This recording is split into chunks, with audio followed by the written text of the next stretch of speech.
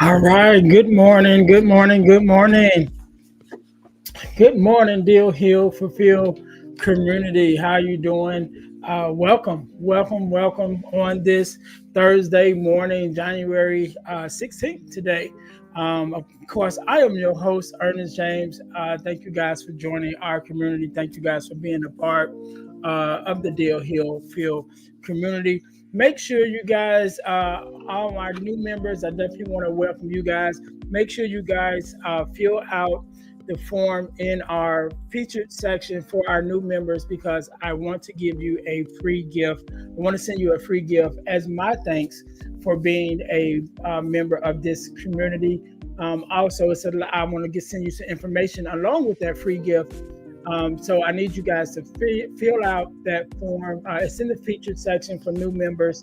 Make sure you guys are filling that out so that you can get your free gift. Also, guys, while you are here, do me a favor, hit that invite button, invite a couple friends of your suggested friends from Facebook. Generally, when you hit that invite button, Facebook have already vetted some people that they believe will be a good fit for this community. So make sure you guys hit that. Hit about 10 of those. I think they give you 10 straight off the bat. Hit those 10 people. Send that invite out to those people so that they can join this community. Because I think we are number one, we definitely are a growing community. And I think that, as we grow, the more that we grow, we'll be able to rebuild each other up, support each other as we've been doing throughout this whole time that we've been here. And we're growing. When I started a couple weeks ago, back being active in the community, we were at a little over 100 people that was members of the community. Now we are up to, I believe, like over 400 people that's here. And we're still growing, right? And so I definitely appreciate all of you guys for joining in, for joining the community. A community it's not just me, but we are a community of people who love and support one another. And so make sure that you guys invite other people who you think will be a great fit, not only to get value from the community, but also to give value to the community as well. The Meet the Community Mondays, I keep saying Meet the Community Mondays. It used to be Meet the Community Mondays, but we changed it to make it more accessible for everyone. So now we're doing it every day, right? We do a interview every day at 9 o'clock, and then on Tuesday, Wednesdays, and Thursdays, we also do a 12 o'clock. And so we have a 12 o'clock. Today, we have someone from the community who we will be talking to today at 12 o'clock. So make sure you guys tune back in for those. Of course, yesterday was podcast day. Make sure you go and check out the podcast. If you haven't already, go to our YouTube channel and check us out at the Deal to Heal Podcasting Network, right? Deal to Heal Podcasting Network on YouTube, where you can get the Girl Dad Discussions podcast, as well as the Deal to Heal with E. James podcast. And there is also two other podcasts that is there. One podcast that I ran with my brother, which we did 7 episodes. Those episodes are up. We're going to get back to it and do some more episodes there. That was pretty good. I liked that. And then we have another podcast, which is a Bible study podcast that comes out every Tuesday. So those episodes are there also. So you guys can check those out. So again, the Deal to Heal with E. James podcast, as well as the Girl Dad Discussions podcast, are both available at the Deal to Heal Podcasting Network. So make sure that you guys check that out. Also, the last couple of days has really been cool because I've been having some great conversations with the Meet the Community members since we've been doing the community interviews. But also I've been getting some great resources as far as books, because you guys know I love books, so I'm always promoting everybody's books. Yesterday I put up several books One of them in the Girl Dad Discussions podcast, I recorded an episode yesterday and the day before yesterday with a gentleman, and he has a book called the Father-Daughter Project. I believe that's the name of it. I'm gonna make sure I'm saying it right. But I posted it in the book. I mean, I posted it in the community. It is a post where you guys can get that book and go to his website. And he did like over 100 recordings of interviews with fathers and talking about the daddy-daughter relationship and all the different things that he learned from that. And so that is a resource that is um, posted inside the community, so you guys can check that out. I think that is great. I had a chance to look at it and just talking to him about the different stories that's inside of it. And I'm like, oh, definitely, I want to bring this to the community. So make sure that you guys check that out, right? And also make sure you guys are checking out the guides tabs. We have added some new guides. One dealing with entrepreneurship, one is books to grow on, which where all the books are for the community that I promote. So all the different books is there. What else we got? How to be a professional speaker. Listen, that one is great to be a professional speaker, especially right now. This Saturday, we are doing our next level speakers chapter meetup for the Chicago chapter. So I'm going to repost it. I know I posted it before, but I reposted it. You don't have to be a member of the Next Level Speakers program in order to come to the chapter meetings. So you can come and check it out, kind of see what we're about. But in the guide to becoming a professional speaker is the online course that Next Level offers to start your journey as being a professional speaker. And it walks you through the things that you need to do to be a professional speaker, how to set yourself up for success. So make sure you guys go there and check that out, because that is awesome. And of course, I'm a part of it. Since I joined it, it was such a great thing for me and really helped me out a lot. And so again, everything that I offer, everything that I promote, should I say, in this community, generally is things that I use myself. Things that have helped me to grow as a person, helped me to grow in leadership, helped me to grow in business, and all of those things. So those are the things that I generally promote. So if you see something that I'm promoting, at least from the standpoint of a program, it's something that I've done myself.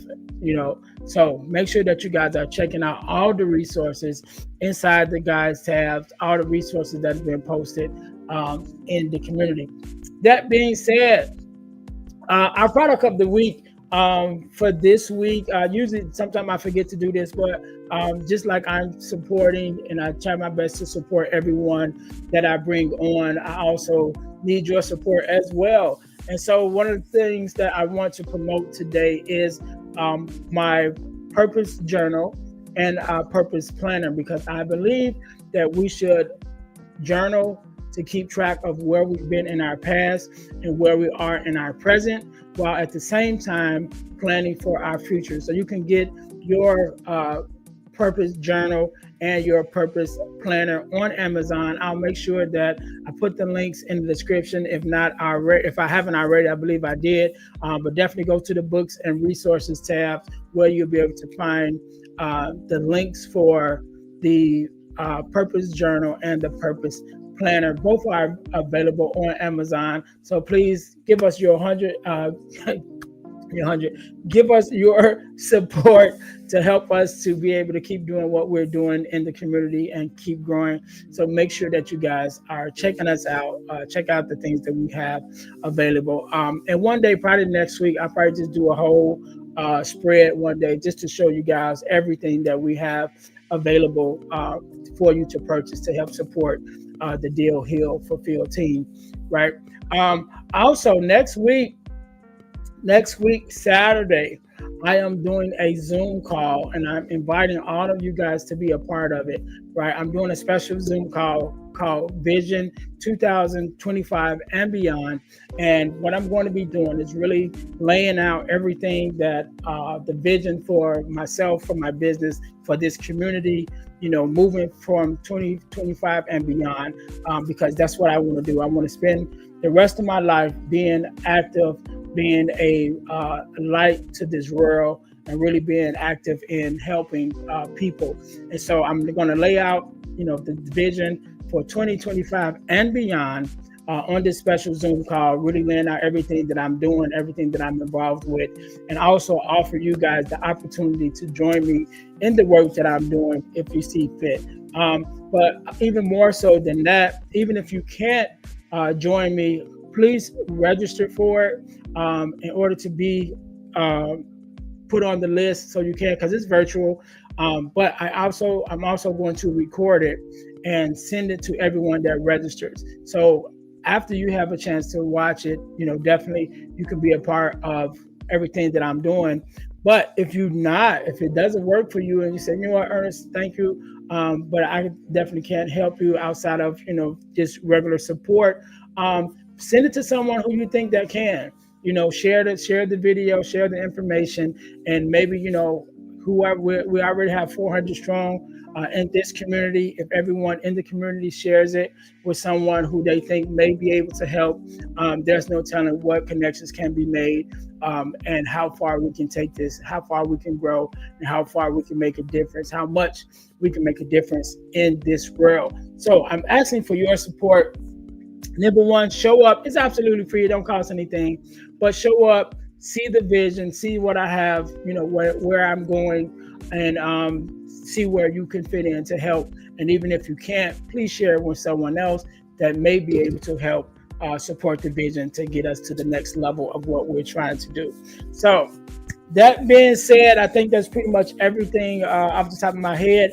But one of the things I wanted to do today, right, because we've been doing the Meet the Community interviews, and I'm realizing that we have grown like over 300 people since I started being more active in the beginning. And I don't think even with those original 100 and some people that I had when I first started the community, that I've never really taken out the time to interview myself, right? To really give you guys an insight on who I am as a person. And so I think I'm gonna break it up into a couple interviews over the next couple of days, just interviewing myself, should I say, and sharing my story and who I am and how I came to be in this space of helping people, in the space of, helping people to heal while also going on my own healing journey. And even how I got into podcasting and all of that. And so my guest today on the Meet the Community interviews is me, right? It's me. So again, I am your host, Ernest James, and I'm taking my hat off because it is warm in here.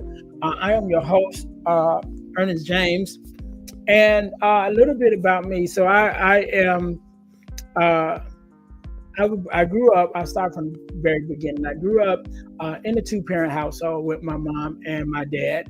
My dad worked for the phone company at the time.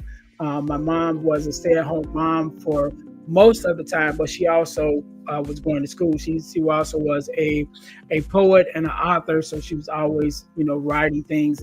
And she was very involved in ministry, which is on my mom's side of the family, come from a family of preachers and pastors. And so ministry was very big, is still on my mom's side of the family. And so my dad and my mom actually grew up across the street from one another.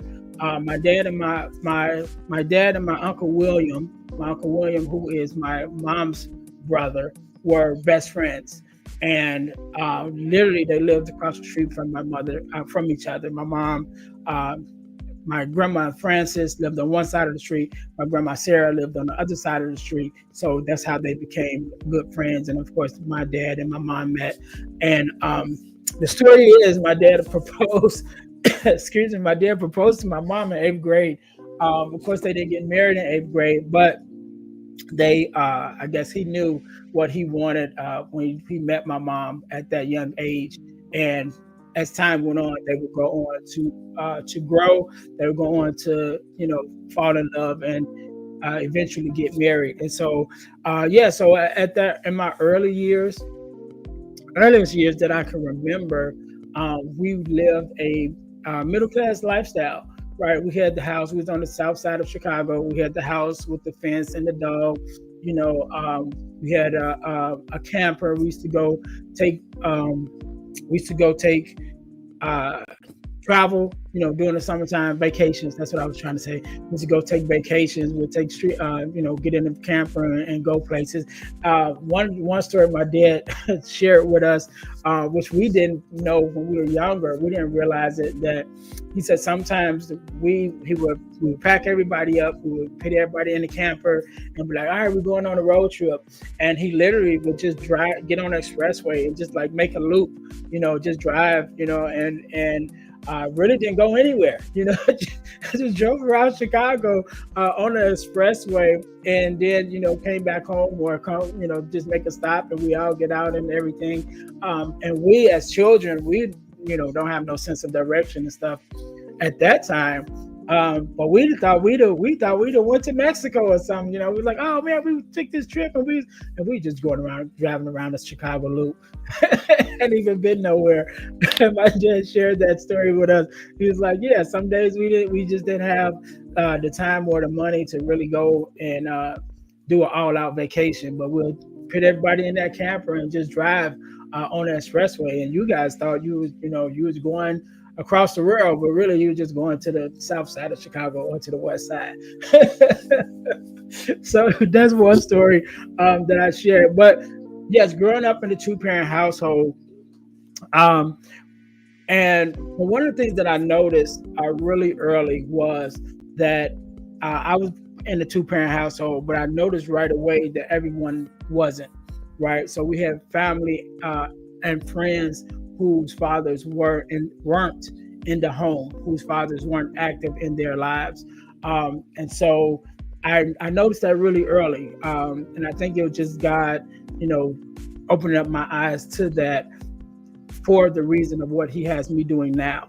Even at a young age, he opened up my eyes to be able to see the difference that my life had because of my father being in my life, right? The difference that my father made in my life, and watching how just being active, but not even outside of just being active, just being present, right? How much of a difference that made in my life, and not only in my life, but even the kids around us, right? My other cousins and my friends whose fathers weren't around, just with my father being around, how much of a difference that made in their lives too. Because even though at times, my dad, and I'll talk about this in a minute, we went through a season where we lost everything, and my dad I'll go there now since we're there.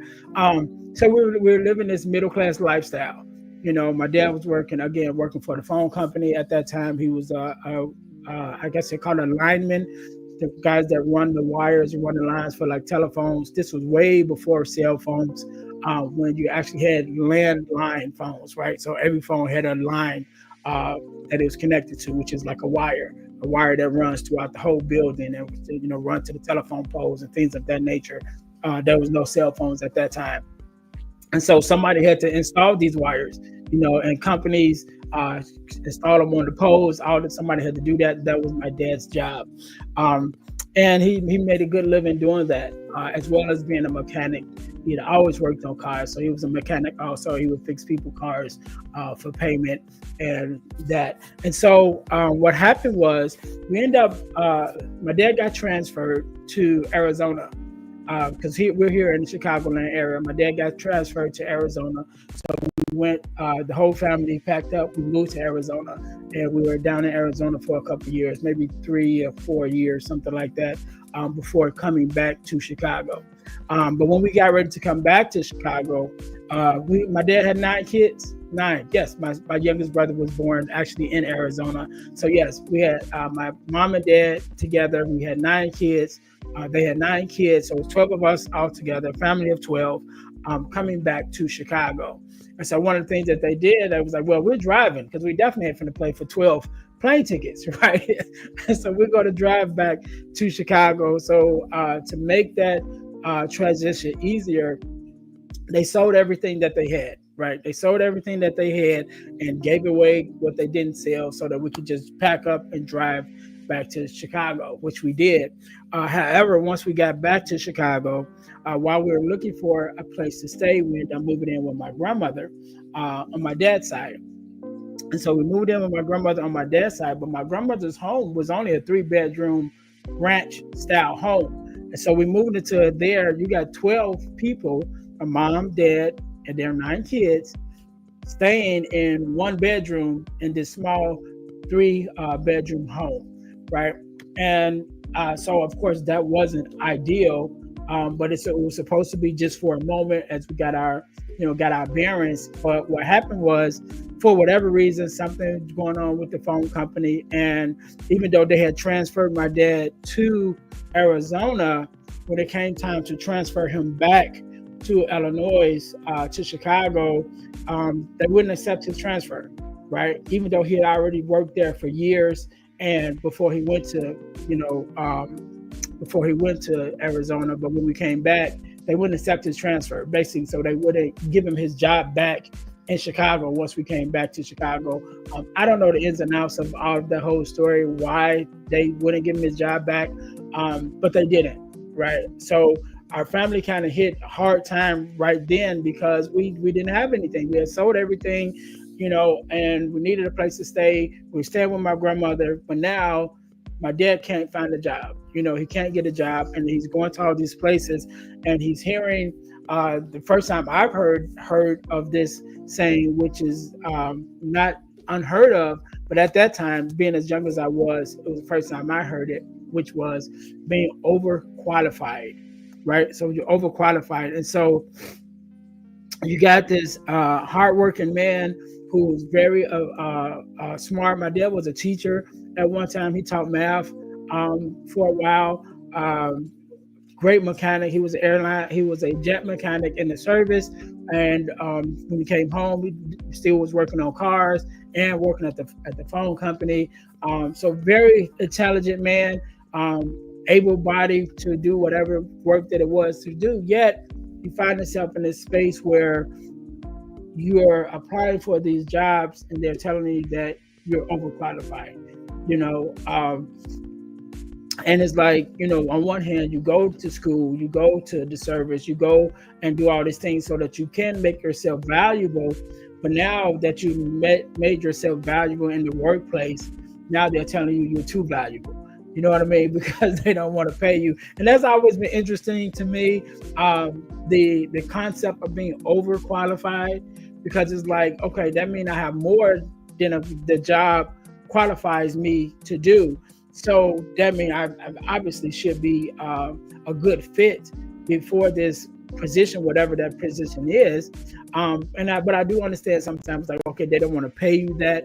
But generally, if you're willing to accept a position that you're overqualified for, that means you need that position, or you're just willing to take it. You know what I'm saying? And my dad was definitely willing to take, different jobs. But again, hitting that wall, saying that you're overqualified, and so definitely affected us as a family very badly. And we ended up staying at my grandmother's house much longer than we anticipated as a family. Like, we're all there in this small house while my dad and my mom, trying to figure things out. But even that being said, one of the things that I talk about in my book that is coming, my book is coming. I'm working on it. I wanted to release it by my birthday, May 1st. You guys hold me accountable. I'm working on it. But one of the things that I talk about in my book, even describing this time frame, is why do good things happen? Why do bad things happen to good people, right? And so I talk about my mom and my dad and during this time period where they're putting in the work. They did everything right. My mom was in ministry and helping people. My dad was a hardworking man, and he was a teacher at one time, and doing everything he's supposed to do. And yet here we are finding ourselves in this space where we don't have anything. Coming from where you had your own house. I think that our house was 3 or 4 bedrooms with a basement, and all the fixings, the big yard, fenced-in yard. We had a dog. We had the camper. We had the 2-car garage. We had all of those things. Coming from having all of that you and your wife have built for your family, and then getting to the point where now you have anything, you lose everything pretty much, and now you're staying, your whole family, 12 people, staying in 1 bedroom in your mother's house. Like, how is that right? You know what I mean? Like, why would life deal you such a hand? And so one of the things that the way that I explain it from my journey and the things that I've been through, I've lived through my life, is that bad things happen to good people to prove to good people that they can make it through bad things, right? My mom and dad, definitely 2 good people that had some bad things happen. And it took us a while, right? It took them a while, before we were able to get out, they were able to get us back on our feet and, end up buying another home that was, I think that home was several bedrooms. I don't remember, with a basement in Dalton, in the south suburbs of Chicago. But we ended up buying that house, and that became our home, and where we all were able to grow and definitely live comfortable again. But it was some years in between that time. Excuse me. It was some years in between that time that took them, some working and putting in some work to get to that space where we were able to get back to that, right? We were able to get back on our feet. And so it's just a testament of that, yes, life is going to be life. Life is going to be lifing, right? As they say, life be lifing. And sometimes along that journey, even the best of the best people, the ones with the best hearts, the right people still end up going through some bad things, still have some bad things happen to them.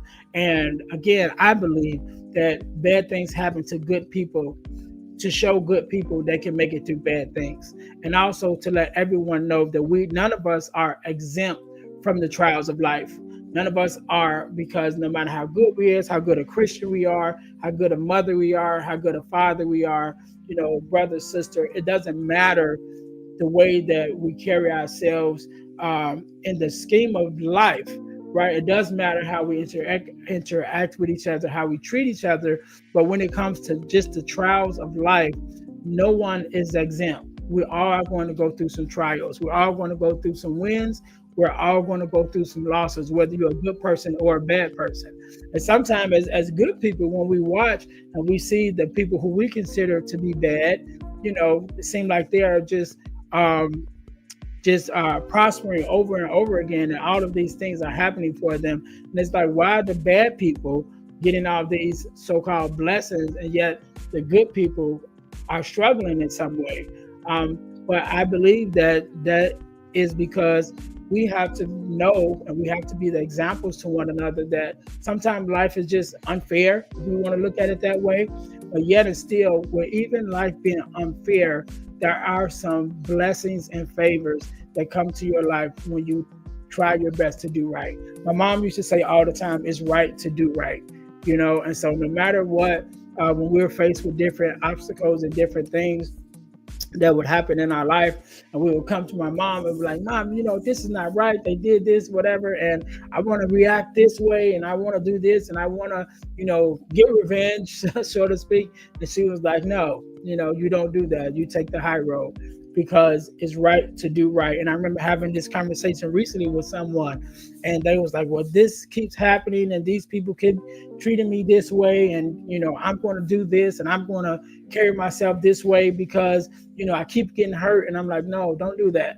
Don't allow other people to change who you are as a person. Learn from each example, learn from each mistake that you make, and that way You can adjust, put up some boundaries, set some boundaries, some strong boundaries, adjust, who you are, adjust how you interact with people. If you keep getting hurt, but don't allow that hurt to change you into a person that you're not. Don't allow that the hurt that someone else did to you to change you to the person that now goes forth and hurt other people because you've been hurt. You know that old saying that hurt people, right? So don't allow your hurt to change you into the person that hurt you, and now you're going forth to hurt other people. And so when bad things happen to good people, we as the good people who are experiencing these things have to know that, okay, life is going to be life in, but I still have to show up in all the goodness that I am. I still have to put forth my best into the world. I still have to do what's right. As my mom would say, it's right to do right. I still have to carry myself in a way that is right, that is productive to the world, to be a beacon of light to those who are watching, because we never know who's watching, to be a beacon of light to those who are watching, and to be an example to those who are coming behind me. So definitely carrying ourselves in a way that's always positive. And I think that's enough for today. That's enough for today. I just really want to kind of tell my story and tell how I even got into this journey, and that's just the beginning of it. Of course, that's still just dealing with my childhood, not even getting into how I got into podcasting and all of that. But we'll stretch it out. We'll stretch it out a little bit. I just tell you more and more about myself as things goes on. So today is part one of the Meet the Community interview of myself, right? And so I am Ernest James, of course, your host. I am a podcaster, a speaker, a author. I'm a bricklayer in my day job, right? And all of these things. But my mission is to help people to deal, heal, and fulfill, to deal with your problems, to heal from the pain, and to fulfill your purpose. So that is my goal, why I'm here, why I'm do what I do, even with the podcast and everything, because I want to be a blessing to people. Again, my goal is to help people to deal, heal, and fulfill, deal with your problems, heal from the pain, and fulfill your purpose. My website is the dealhealfulfill.org. Again, that's dealhealfulfill.org. You guys can have me come out to be a speaker at your school or organization. You guys can learn more about that. I also put in the community, I'll post my flyer for you guys, so that you guys are able to see what I do, right, as a speaker and as a workshop facilitator here in the community. Usually I don't focus on myself. I'm more focused on you guys and trying to bring you guys amazing content to help you grow, as well as help us to grow all together. So that's a little bit about me. Make sure you guys just follow me if you can. Check me out. If you are a teacher or a leader in a organization and you would like to have me to come out, you can either email me at info@dealhealfulfill.org, or just go to the website, again, dealhealfulfill.org, and to book me to come out to be a speaker or workshop facilitator at your school or organization. So that being said, I'm going to kind of leave it at that for today. We'll get a little bit more into my story in the next couple of days. But we do have another Meet the Community interview today at 12 o'clock. So make sure that you guys tune in at 12. So we have another community member who is awesome and great. And of course, like I tell you, all of you guys, I know you're awesome. I know you're great, but everyone else don't know because they don't know who you are. So make sure you sign up for your Meet the Community interview to be introduced to the rest of the community, to see who you can connect with and see how we can support you in the work that you do. Also, before you guys get off, hit that invite button, invite your suggested friends. Facebook usually sends you 10 off the bat. If you hit those 10 and send it out, and we'll give you another 10. So you can just keep on 10 and 10 it up, right?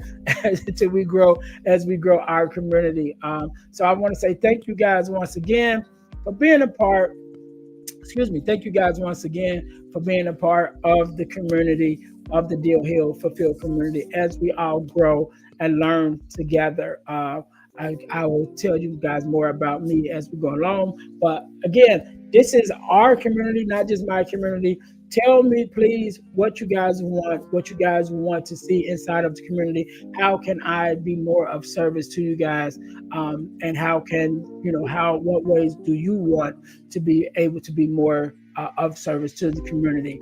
Definitely, if you have any events, any posts that you want to make sure that send them in, and I will, post them to the page to let everybody know what we have going on and what we're doing. So thank you guys again so very much. I will see you guys in a couple hours at 12 o'clock for our next Meet the Community interview. Until then, you guys be blessed. Peace out.